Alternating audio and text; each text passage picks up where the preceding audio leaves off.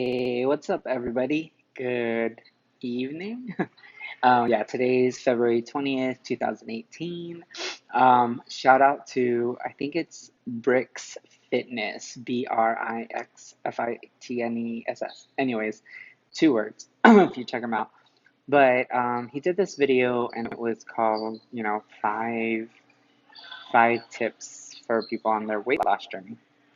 And so I listened to it and I agreed with a lot of things that he said. But I'm going to say the one I think that really stuck with me, and I guess that's like the story of this vlog, is he said, get rid of timelines. Get rid of timelines. And it goes back to if you watched one of my earlier vlogs when I said a positive affirmation is I'm in the process of. So I'm in the process of getting fit. I'm in the process of getting healthy. I'm in the process of having the body that I've always wanted and that I deserve. And so when you're in the process, you're just in the process and you don't have a set deadline, right? So I think that, I mean, he didn't say it that way, but he said something similar. He just said, get rid of timelines, get rid of deadlines. He's like, that you're not trying to do something by a deadline and then at that deadline, you're going to stop, right? Like, oh, okay, I hit this goal weight or I did this in 3 months and now I'm going to go back to the way that I've always been or the way I've been in the past. So with timelines and thinking about it that way, you're not committing to a lifestyle change.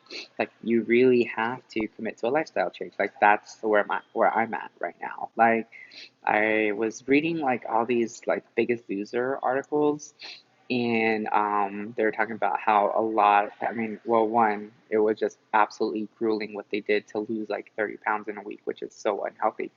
But on top of that, not only to the damage that they did to their body, but like a lot of them gained that weight back or gained more than what they lost or whatever. And I'm also part of, this phentermine support group like on Facebook, and one person asked like, when you're off phentermine and you lose the weight, will you gain it back? And have people gain it back? And for both of those examples, I honestly feel like, yeah, you will gain it back if you go back to your other lifestyle with the choices that you made. Like if you stop working out, you stop drinking water, you stop eating healthy, whatever way you define healthy. For me, I define healthy as keto with my keto diet or eating keto all the time, all day, every day, as often as I can. And I'm not going to beat myself up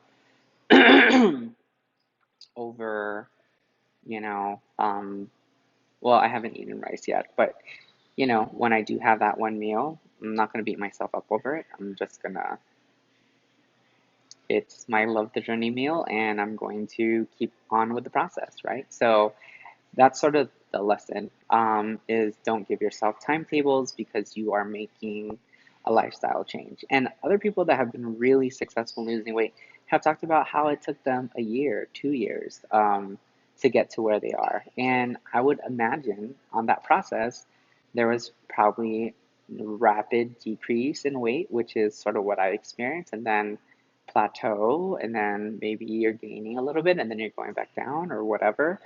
But your body's adjusting, and you need to adjust too, to your choices and to your lifestyle, right? So like obviously the way that you were eating before and the lifestyle you had before is what caused you to gain all that weight to begin with. And so if you go back to that, then after you hit your deadline or your goal weight, how are you going to maintain if you're going to start letting yourself um, indulge in the habits that got you to where you didn't want to be in the first place? So, anyways, I was telling people that I did lift weights on Saturday. That was the first time I did that. Today is now Tuesday, and I lifted again today, so I had my second one today. And I stepped on the scale, and I gained a pound. maybe even like a pound and a half.